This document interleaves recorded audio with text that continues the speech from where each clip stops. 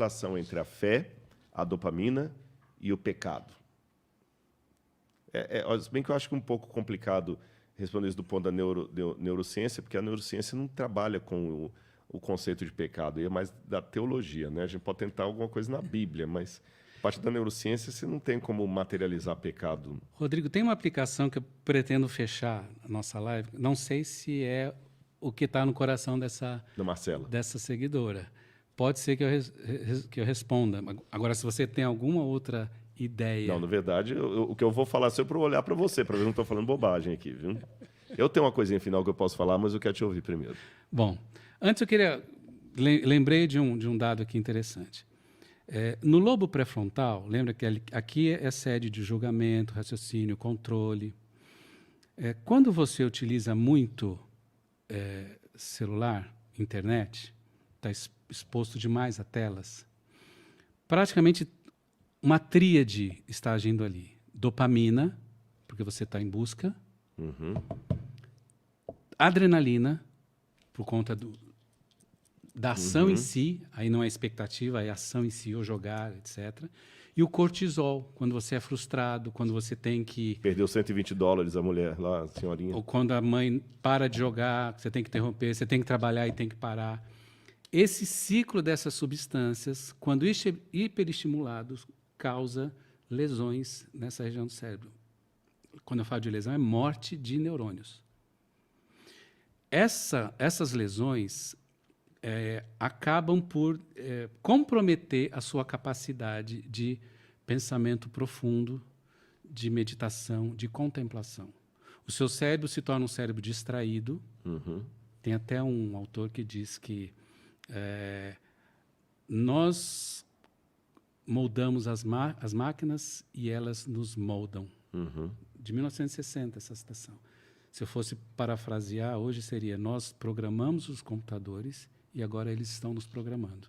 Por quê? Porque o cérebro humano está sendo formatado para trabalhar no modelo da máquina. Todas essas alterações que estão acontecendo no cérebro por conta desse tipo de estímulos, especialmente as telas, elas são responsáveis por comprometer a sua capacidade de compaixão, empatia. Essas áreas do cérebro estão ficando atrofiadas. Ou seja, o seu cérebro está funcionando cada vez mais parecido com a máquina. Uhum. Características não humanas. E uma das características é justamente a sua capacidade de contemplação, de pensamento profundo, está sendo bloqueada. Existem maneiras técnicas, eu não tenho tempo para explicar sobre como isso acontece no cérebro. Mas por que eu estou dizendo isso? O canal que você tem de conexão com Deus é justamente o canal da contemplação. E o teu cérebro está perdendo essa capacidade. Está se tornando um cérebro distraído e superficial, que não consegue mais mergulhar, por exemplo, num texto bíblico, para poder ter a janela que Deus precisa para atuar na sua vida e transformar. Essa é a primeira questão.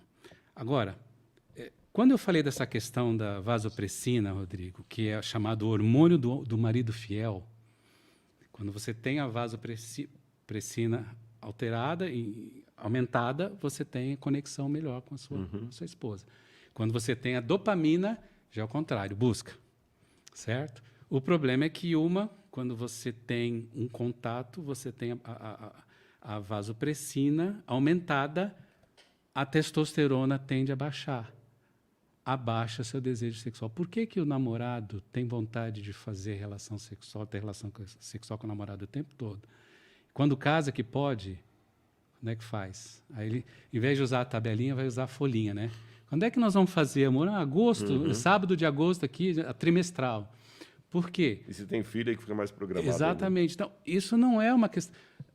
Muitas vezes, muitos casais ficam decepcionados e frustrados. Nossa, eu casei, o namoro era maravilha, agora cadê o relacionamento sexual? Isso tem a ver com essas substâncias agindo. Então, você tem que optar. Você quer conexão maior? A dopamina vai diminuir e a testosterona, que anda aliada, que impulsiona a dopamina, vai diminuir também. O desejo sexual vai naturalmente diminuir. E, por outro lado, quem tem uma personalidade dopaminérgica tem mais tendência à promiscuidade, porque ele quer buscar sempre coisas novas. Por que eu estou repetindo e citando isso, Rodrigo? Nós avaliamos as pessoas pelos comportamentos delas, pelo que elas dizem e pelo que elas fazem. Nós sabemos o que elas fazem, mas nós não sabemos por que elas fazem. É por isso que a Bíblia é tão enfática em não julgueis. Porque você não sabe quais são as substâncias que predominam no cérebro da pessoa que você está avaliando. Uhum. Você concorda comigo, Rodrigo, que a Bíblia é um código normativo? Claro. Além de outras coisas, ele é um código de normas, de regras. Mas eu sempre digo isso. A Bíblia nunca foi escrita com a intenção de ser um código de regras para você medir a vida da outra pessoa. É para você medir a sua própria vida. Somente a sua própria vida. Porque Deus sabe quanto de ocitocina, quanto de dopamina, com o que você está lutando dentro de você. E a gente, muitas vezes, na igreja, tem essa tendência de porque o camarada tem esse comportamento. Existe um versículo bíblico que a gente usa muito, né? Pelos seus frutos conhecereis. Eu leio na minha Bíblia, pelos seus frutos os conhecereis, não os avalieis, não os julgueis. Não, e mesmo esse verso ele é muito mal usado, até me permita falar, porque se você olhar o verso está falando de falsos profetas. Uhum. O verso é tomado assim de maneira generalizada para todo mundo. Não, Jesus está falando assim, como é que você vai avaliar se a pessoa é um verdadeiro profeta ou um falso profeta? Pelos seus frutos conhecereis. Então esse verso vale para eu saber se o João é um profeta de Deus ou um farsante. Ele não serve para revelar se a Maria é sincera a Deus ou não é. Sim. O texto é uma forma técnica para você avaliar um falso profeta. Como é que eu sei se realmente ele é um doutor ou não é? É simples, eu vou lá e olho o seu currículo Lattes. Mas não é que agora eu vou saber se a pessoa é honesta ou desonesta pelo currículo Lattes. Então é muito específico. Esse é um verso da Bíblia que as pessoas tomam de maneira errada. Ele não está falando de... Repito, esse verso não é para você saber se a sua cunhada lá ela é verdadeira ou não. Isso é para profeta, para avaliar profeta. Então, Rodrigo, o que eu entendo? Eu fico imaginando Deus olhando lá de cima e vendo a luta do Rodrigo. Ele sabe quais são as estruturas e quais são as substâncias, hormônios com que você tem que lidar. Porque esses hormônios, essas estruturas estão motivando o seu comportamento. Eu não sei, o pastor não sabe, a comissão da igreja não sabe. Certo? Então, quando Deus vai te julgar, ele leva em consideração, Rodrigo, eu sei o esforço que você está fazendo e eu sei que nessa questão aqui não depende de você. Você precisa de mim, você precisa de ajuda, você precisa de acompanhamento, você precisa de mudar alguns hábitos. Isso é um processo. Por que eu estou falando isso, Rodrigo? Porque eu tenho certeza que existem homens e mulheres te ouvindo agora que lutam há anos na sua vida cristã com dificuldades de comportamentos que não conseguem vencer. Esses dias eu vi um vídeo muito forte de um ex-pastor, foi meu aluno, inclusive, dele falando do problema do vício da pornografia. E ele disse que quando ele foi diagnosticado por uma especialista, que não é fácil achar também um especialista na área, né? Que ela falou, o seu problema de vício em pornografia, eu vou falar, é um dos mais difíceis que eu tenho de tratar no meu consultório. Eu vou falar na academia, e ela estuda o assunto como você estuda a neuropsicologia. Ela falou assim, é mais fácil tratar alguém viciado em cocaína do que alguém viciado em pornografia. Com certeza. E ele toma 3 ou 4 medicamentos por dia. Mas o dia que ele recebeu o laudo, ele sentiu um impacto e, ao mesmo tempo, um alívio. O impacto porque, assim, ele vai ficar para sempre tomando esse medicamento, não tem cura.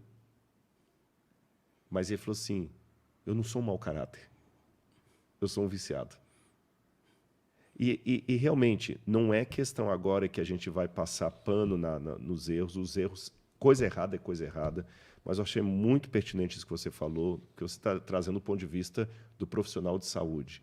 Repito, pessoal, pecado é pecado. Ninguém está discutindo isso aqui, nem o Adalto, muito menos eu. Mas me permita um outro exemplo análogo. Você vai ver 2 meninas promíscuas, com comportamento promíscuo. Não é nem um assunto da dopamina, mas eu vou dar esse exemplo, que eu acho que ele cai bem dentro do princípio que você está colocando aqui. Vamos chamar aqui a Maria e a Joaquina. As duas são promíscuas. Só que A Maria, ela realmente é uma menina de mau caráter. Ela é uma biscate, ela tem um caráter mau. A Joaquina foi abusada na infância. E vocês que estudam a área do comportamento sabem que muitas mulheres que foram abusadas, às vezes ela usa a sedução por várias razões, como uma forma de compensar a dor do abuso, porque ela já não tem mais respeito pelo corpo dela, é a maneira de encontrar carinho, ela está mal resolvida. As duas estão com um comportamento promíscuo, Aparentemente. promíscuo de sedução. São duas mulheres que a minha esposa não queria que eu estivesse perto delas. E eu olho as duas como duas vadias.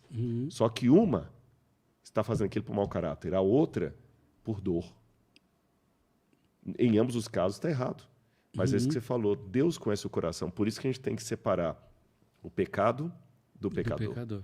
Não é isso? Exatamente. E quando eu falo que você tem fatores genéticos envolvidos nesse tipo de comportamento compulsivo, de querer o conquistador, alguns homens ou algumas mulheres, algumas pessoas podem ir para o outro extremo. Ah, mas então se é genético, eu nasci assim. Então Exatamente. Então não tem problema. Então Deus vai me aceitar. Então Deus vai resolver. Deus sabe quem está brincando com a graça e quem está lutando. Deus sabe. Paulo fala que ele esmurrava o corpo dele.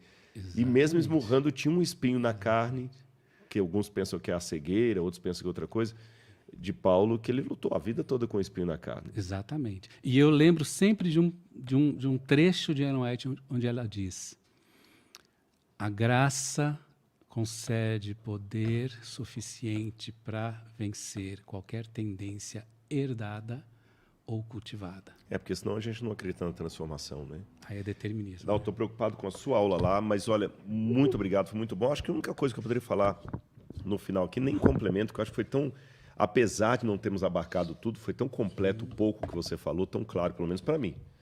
Eu acho que o pessoal também aqui, aliás, gente de casa aí, fala aí se vocês estão gostando, tá bom? Uma pergunta fixa aqui, muitas. Vai ter podcast fixo agora com você. Ah, é? Podcast? Pior que eu... A gente conversa nisso uma hora, viu? Aguenta a dopamina de vocês aí, viu?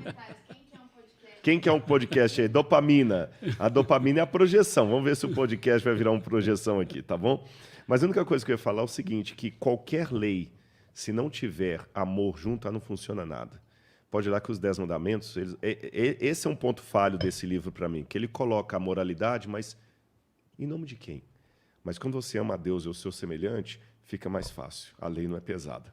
Que Deus abençoe muito sua vida. Adalto, muito obrigado a você, sua esposa que esteve conosco aqui também, que vieram aqui, viajaram. Que Deus abençoe você, os seus pacientes, os seus alunos, tá bom? Quando você der aula lá agora, manda um abração em nosso nome. E você de casa aí, não esqueça de se inscrever uma noite no museu. Eu vou passar a noite toda com você, só você e sua família. Leva a pipoca, manda as crianças dormirem mais tarde naquele dia. Vamos virar a noite no museu ali, que eu quero mostrar as peças.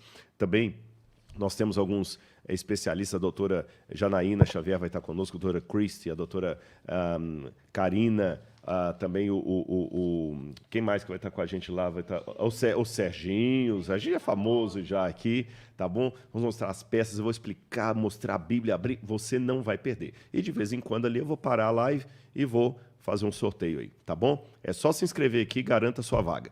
Muito obrigado, pessoal. Beijo no coração. Vamos ver se a gente vai fazer o podcast do Rodrigo. Eu não sei se vocês vão me convencer essa dopamina não, viu? Um grande abraço. Obrigado, Adalto. Fiquem com Deus aí. Tchau, tchau. Boa noite a todos. Gostar desse conteúdo aqui, curta o vídeo, deixe o seu like, siga-nos nas redes sociais aí e vamos